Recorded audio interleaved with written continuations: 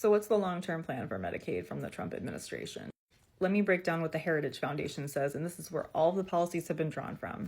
This is the place that made Project 225. If you go into their solutions section, you'll find a lot of different articles written by them and other recommendations. They're going to abolish any of the subsidies that middle-income families are getting to pay for health insurance premiums. And then they're going to apply the subsidies instead to Medicaid participants.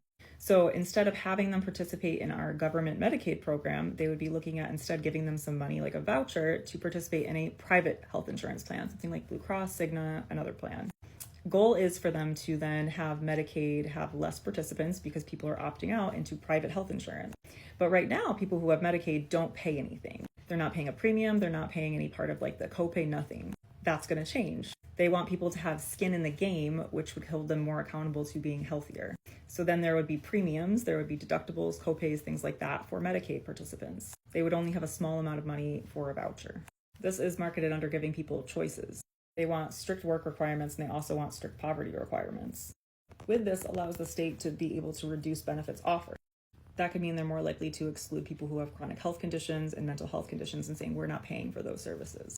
Once they reduce Medicaid enrollment to push everybody to private plans, that's when they say we don't need this anymore. Privatizing Medicaid is abolishing Medicaid. It would just be giving subsidies for small amounts of times to low-income individuals who are told that, like, you can have this for a certain amount of time, but you need to get off of Medicaid.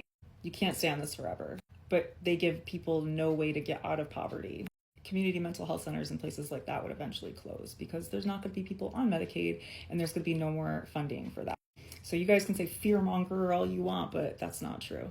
You need to read between the lines and actually sit and read the Heritage Foundation.